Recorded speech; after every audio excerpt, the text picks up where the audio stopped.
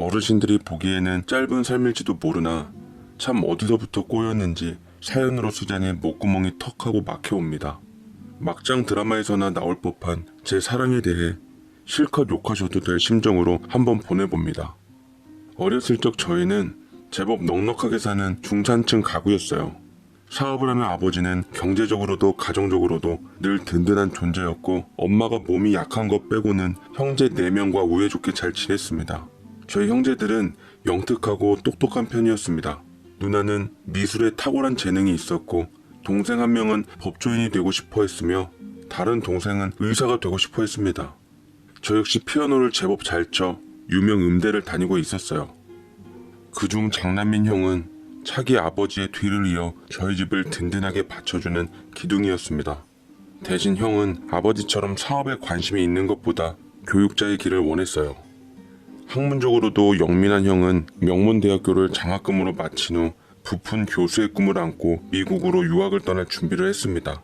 저를 비롯한 형제들은 저희 아버지를 진심으로 존경했고 그 시절 제가 기억하는 가족의 가장 행복했던 시절이었습니다. 하지만 어느 날 행복의 여신은 등을 돌렸고 쉴 틈 없는 불행이 닥쳐왔어요. 바로 아버지가 쓰러진 것이었습니다. 평소 혈압이 높으셨던 아버지는 회사 경영에 큰 타격을 맞게 되면서 모든 수단과 방법을 가리지 않고 회사를 지켜내려던 노력이 무색하게도 마침내 부도를 맞게 되었습니다. 이에 경영자로서 책임을 못 다한 채 아버지는 병원에 입원하신 지 얼마 되지 않아 충격으로 눈을 감으셨고 엄마와 저희 형제들은 아버지라는 기둥을 잃은 상처로 몇 날 며칠을 슬픔으로 지내야만 했습니다. 아버지의 장례를 치르자마자 저희는 또다시 현실을 마주해야만 했습니다.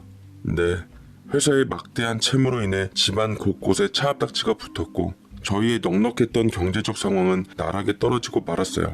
엄마 역시 이에 큰 충격을 받아 쓰러져 병원에 입원했고 저희 형제들은 한자리에 모아 이를 어떻게 이겨낼 것인지 고민했습니다. 당시 형은 연락을 받고 공부 중인 미국에서 돌아온 상황이었고 누나와 저는 대학생, 동생들은 중학생, 고등학생이었습니다. 형은 하던 공부를 그만하고 한국으로 돌아오기로 했고 형을 비롯한 누나와 저 이렇게는 돈을 벌어 어떻게 해서든 집안을 끌어나가는 쪽으로 결론을 지었습니다. 형이 남긴 빚과 엄마의 병원비, 두 동생들의 교육비까지 생각하면 일단 닥치는 대로 돈을 벌어야만 했습니다. 누나는 4학년 마지막 학기와 졸업작품 전시만 남겨놓고 휴학을 했고 저는 2학년 재학 중 휴학했습니다. 그나마 한 가지 다행이었던 건 명망 있는 콩쿨에서 1위한 전력이 있어 군면제는 받았다는 사실입니다. 저는 피아노 전공이라 주로 연주 아르바이트를 많이 했는데 휴학을 하고 본격적인 돈벌이에 뛰어드니 한 친구가 상황 소식을 듣고 제게 정보를 하나 주더라고요. 혹시 너 우리 이모 레스토랑 오픈했는데 그쪽에서 라이브 연주팀을 구하거든. 매일 하는 앙상블이 컨셉이어서 연주페이가 제법 되는데 너 해볼래? 저는 솔깃하며 친구에게 정보를 얻었고 사방에 돈 들어갈 일 천지였던 제 사정을 잘 아는 친구에게 몇 번이나 고맙다고 하며 친구의 이모에게 면접을 보러 갔습니다. 허나 그때 그 레스토랑을 찾아갔던 게 제 인생을 송두리째 바꿔버릴 줄은 생각도 못했네요. 친구 이모님은 발랄하시고 생기 넘치시는 분이셨고 제가 조카 친구라 하니 특별히 더 신경 써주시는 아량을 베푸셨습니다. 제 집안 사정 얘기를 미리 들으셨던지 착잡하게 제 손을 꼭 잡아주시며 등까지 다독여 주시더라고요. 세상 일이 원래 다 그런 거야. 뜻대로 되지 않는 일들이 훨씬 많으니까 항상 베풀면서 곱게 살려 노력해야 돼. 그래도 어떻게 해서든 집안에 도움되려는 모습 보니까 참 기특하네. 학교가 괜찮으니 연주 솜씨는 굳이 안 봐도 되겠고 앞으로 우리 잘해보자 라고 말씀해 주시니 참 고맙더라고요. 피가 되고 살이 되는 조언도 많이 해주셔서 서러움에 목이 메어 하마터면 눈물이 날 뻔했습니다. 이모님은 제 연주를 정말로 좋아해 주셨고 마음에 들어해서 약속했던 페이보다 보너스 겸으로 더 넣어주시기도 했습니다. 저는 가족한테는 연습을 핑계로 당분간 학교 근처 친구네서 지낸다고 해놓고 가지각색인 전공도 사람들과 바이올린, 피아노, 플룻, 트럼펫, 튜바 등등으로 클래식 앙상블을 이루었는데 꽤 인상 깊은 시간들이었어요. 허나 가끔 서비스업에 종사하는 사람들에게 일명 갑질하는 손님들, 간혹 멍멍이 같은 손님들도 들리고는 해서 진땀을 빼기도 했지만 제가 벌었던 수입을 보면 그런 것쯤은 감당할 수 있었습니다. 저는 번 돈으로 저를 위해 한 푼 쓰는 것 없이 모두 가족을 위해 썼습니다. 동생에게 용돈을 팍팍 줬고 엄마의 밀린 병원비도 납부했어요. 누나와 형은 제게 어디서 돈이 나서 그렇게 많이 쓰냐며 절 위해 쓰기도 하라면서 걱정해줬는데 오히려 형제들이 알아주는 것 같아 고마웠습니다. 그러던 어느 날 피아노 연주를 하고 있던 저는 누군가 저에게 다가오는 것을 느꼈습니다. 머리 끝부터 발끝까지 명품으로 도배한 젊은 여자였는데 호감 있는 외모에 가냘픈 모습이었습니다. 연주가 멋진데요? 쇼팽의 녹턴 2번이라 나도 좋아하는 곡이라 가끔 치는데 나도 그쪽을 위해서 연주곡을 하나 바쳐도 될까요? 라면서 은근히 제게 뻔한 작업 방식으로 다가오는데 이상하게 참 마음에 들더라고요. 저는 자리에서 일어나 그녀에게 피아노를 넘겨주었고 저를 위한다던 드뷔시의 달빛이라는 연주곡을 들려주었는데 이 사람 역시 전공을 했는지 수준 높은 연주 실력을 보여주었어요. 본의 아니게 배틀이 되어버린 연주였는데 저는 그 사람 연주에 괜히 마음이 움직여 저도 모르게 그녀를 뒤에서 안아주고 말았습니다. 그 여잔 당황하지 않고 제 손을 잡아주었죠.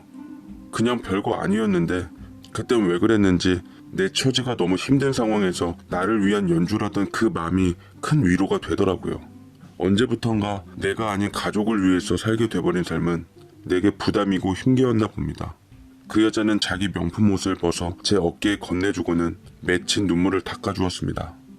절세 미인인 여자가 내게 그러니 가슴이 설레더라고요. 이거 내 연락처예요. 다음에 또 봐요. 라며 제 손에 연락처를 쥐어주고는 가버리는 그 여자. 저는 몇 날 며칠 밤을 새어가며 그녀와 있었던 일들을 곱씹어 보았습니다. 지금 내 처지에 연애는 사치라는 걸 잘 알았지만 자꾸만 그녀에게 마음이 끌리더라고요. 달빛이 무르익은 밤 저는 맥주 한 캔을 들이키며 용기 내어 연락을 했고 처음에는 안 받다가 1시간 후쯤 제게 다시 연락이 왔습니다. 그리고 우리는 다시 만나기로 했고 첫 데이트를 즐겼어요. 알고 보니 저보다 3-4살 많을 줄 알았던 여자는 저와 8살 차이가 나더라고요. 부잣집이라 관리를 잘해서 그런지 그녀에게는 늘 좋은 향기가 났습니다. 나도 피아노 치는 거 좋아해서 음대 가고 싶었는데 부모님께서 반대하시는 바람에 결국 경영 쪽으로 가게 되었어요. 자기가 원하는 걸 손에 넣는 건 참 행복한 일인 것 같아요. 라고 제게 말하며 절 때론 남동생 대하듯 때론 연인 대하듯 우리는 피아노를 계기로 터트린 얘기를 가족 간의 얘기로 사는 얘기로 번지며 서로를 알아갔고 머지않아 사랑하는 연인 사이가 되어버렸습니다. 레스토랑 앞에 근사한 외제차를 바꿔가며 절 기다리고 있는 그녀를 보며 동료들은 다 부러워하고 전 왠지 뿌듯한 기분으로 늘 연인의 차에 탔는데 이모님께서 고개를 갸웃거리더라고요. 저 여자 저번에 우리 가게에 분명 다른 남자랑 왔던 것 같던데 잘 알아보고 만나는 거 맞지? 라며 제게 얘기를 했는데 그렇잖아도 결혼 여부에 대해 물어보았을 때 골드미스라고 제게 못 박아 두었거든요. 전 공교롭게도 세상에 연애 한 번 안 해본 사람이 어딨겠냐며 하물며 저렇게 빛나고 잘난 여자가 남자 한 번도 없었겠냐고 별로 개의치 않는다고 웃으며 말씀드렸습니다. 그녀는 제가 집이 어렵다는 사실을 알고 큰돈을 턱턱 빌려주기도 했고 용돈 삼아 주기도 했죠. 하며 저와 나란히 있으며 미래에 대한 얘기를 하고서 착각을 하게 만들기도 했네요. 아, 진짜 살면서 너랑 함께하면 정말 행복할 것 같아. 제주도에 내 소유의 땅이 있는데 그곳에서 그림 같던 집도 짓고 너와 내 아이들이 행복하게 뛰노는 상상만 해도 참 좋다. 라며 제 손을 잡았는데 그녀는 말만 그렇게 했을 뿐 정작 결혼하자는 얘기는 내뱉지 않았습니다. 저 역시도 지금 제 처지를 누구보다 잘 알고 있었기에 초라한 모습으로 차마 그녀에게 그 이상 다가가진 못하겠더라고요. 그래도 그녀는 유일하게 내 삶의 탈출구였고 내가 살 수 있는 공기 같은 존재였기에 제가 먼저 그녀를 놓을 수는 없었습니다. 진심으로 사랑했으니까요. 간혹 저희 집이 망하지 않았더라면 조금 더 당당하게 그녀의 옆자리에 설 수 있었고 제가 먼저 결혼하자고 그의 부모님께는 사위로서 잘하겠다고 자신있게 말씀드릴 수 있을 것만 같았는데 딸린 식구들을 보면 현실을 깨달을 필요가 있었습니다. 그녀가 먼저 나를 놓아주길 바랬지만 그녀 역시 절 사랑한다며 놓지는 않더라고요. 괜히 부담 주고 싶지 않아서 언제든 결혼한다면 놓아줄 생각으로 아슬아슬한 연애를 하고 있었는데 지금 생각해보면 레스토랑 이모님의 감은 지나칠 정도로 예리하셨더군요. 어느 날 레스토랑에서 돈푼 꽤나 있어 보이는 남자가 나타나서 이모님의 레스토랑을 휘저어 놓는데 제 이름을 언급하면서 찾는 게 예사롭지가 않았습니다. 저는 연주를 하다 말고 소란스러움에 뭔가 싶어 봤는데 그 남자는 제가 연주를 하고 있다는 소리를 들었는지 씩씩대며 다가와 절 피아노에서 끌어내리더라고요. 어디서 훔쳐갈 게 없어서 남의 여자를 훔쳐가? 돈이며 선물이며 아주 잘도 뜯어갔더구나. 지금 우리 애들이 엄마 있고 얼마나 힘든 상황인 줄 알아?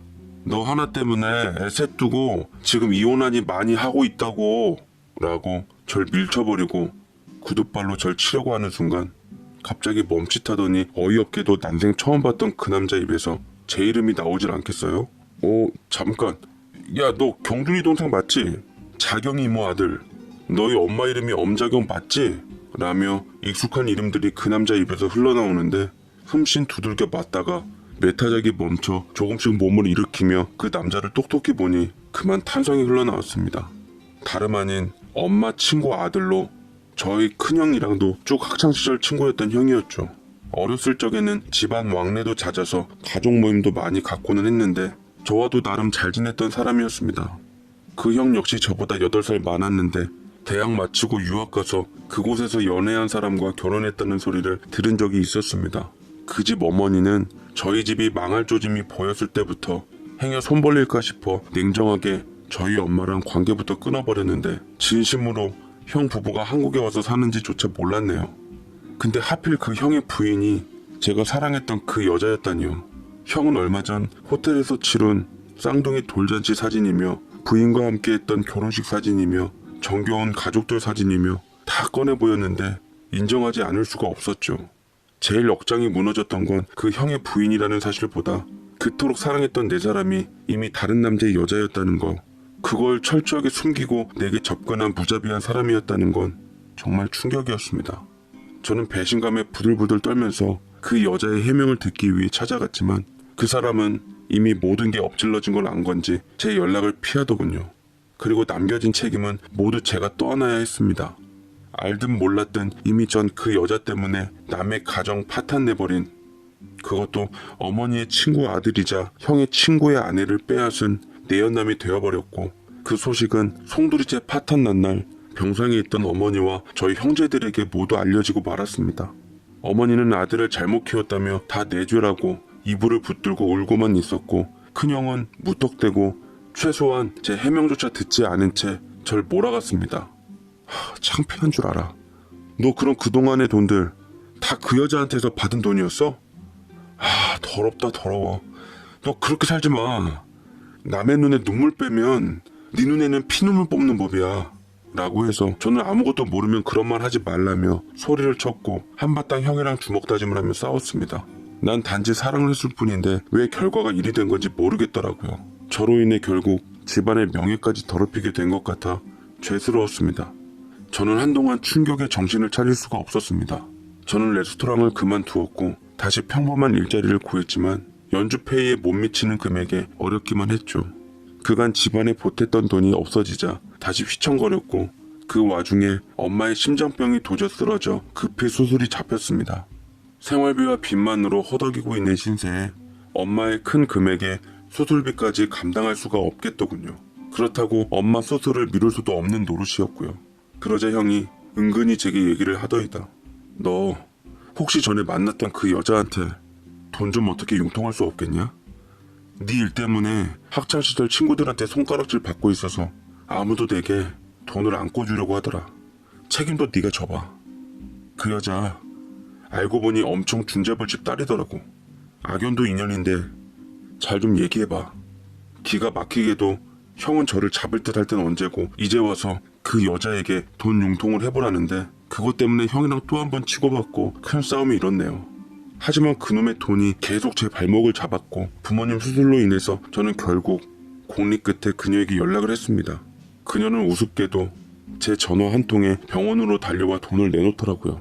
제가 알게 된 사실과는 별개로 그녀를 막상 보니 그간 애써 재워놓았던 마음이 흔들리기 시작했습니다. 수척해진 그녀는 제 곁에 기대며 속삭였어요. 자기야, 내가 자기 얼마나 보고 싶었는 줄 알아? 어머니 병원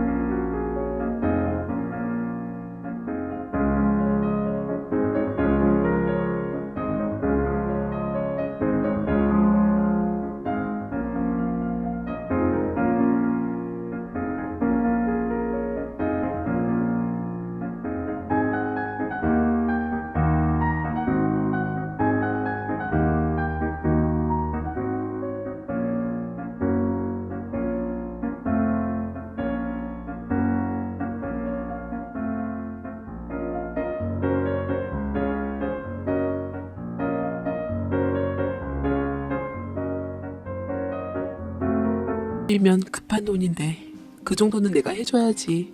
이거 가져가서 쓰고 요거는 내 아지트 비번이야. 잘 갖고 있어.